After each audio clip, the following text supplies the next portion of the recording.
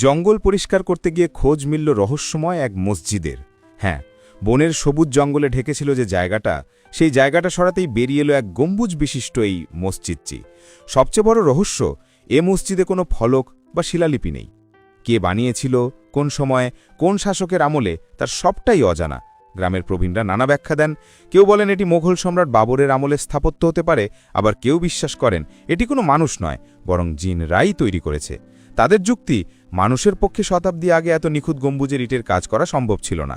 বিশেষ করে কোনো আধুনিক যন্ত্রপাতি ছাড়াই এমন নিপুণ স্থাপনা বানানো একমাত্র অতি প্রাকৃত শক্তির কাজই হতে পারে। এই রহস্যের মাঝেই জন্ম নিয়েছে নানা অলৌকিক গল্প। কেউ বলেন রাতে নির্জনতায় মসজিদ থেকে আজানের শব্দ ভেসে আসে, অথচ আশপাশে তখন কেউ থাকে না। কেউ আবার দাবি করেন মাঝরাতে তারা দেখেছেন ভেতরে আলো জ্বলছে, যেন কেউ নামাজ পড়ছে। এসব গল্প ছড়িয়ে পড়ায় অনেকে ভয় পেয়ে মসজিদের কাছে যেতেও সাহস পান না। স্থানীয়দের কেউ কেউ একে এখন জিনের মসজিদ বলেই ডাকেন। ঘটনাটি বগুড়ার গাবতলী উপজেলার বাইগুনি গ্রামের শাইরপাড়া এলাকায়। বহু বছর ধরে ঝোপঝাড় আর লতাগুল্মে ঢেকেছিল জায়গাটি। স্থানীয়দের ভাষায় জায়গাটি ছিল একসময় পুরোপুরি জঙ্গলে পরিণত। সেখানে দিনের আলোও প্রবেশ করত না। কেউ ভাবেননি এই জঙ্গলের ভেতরে এমন একটি স্থাপনা লুকিয়ে আছে। কিন্তু মাটি পরিষ্কার করার সময় যখন গম্বুজের মাথাটা দেখা যায়, তখনই থমকে যায় সবাই। আরও খনন করতেই দেখা যায় ইঁট আর সুরকির গাঁথুনিতে তৈরি এক ছোট্ট কিন্তু অসাধারণ মসজিদ।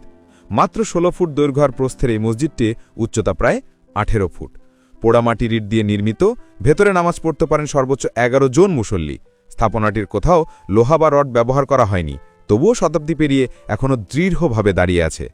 স্থানীয় প্রবীণদের ধারণা এটি অন্তত ৪০০ থেকে ৫০০ বছরের পুরনো।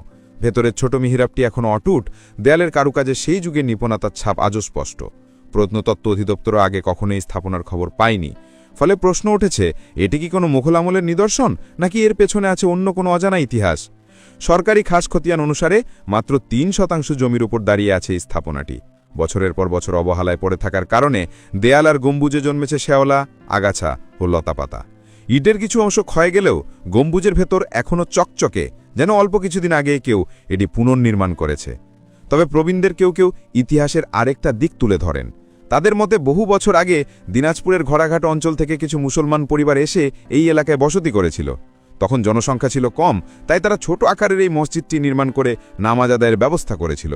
পরে মানুষজন সরে গেলে জঙ্গল বেড়ে ওঠে আর মসজিদটি হারিয়ে যায় প্রকৃতির আঁচলে।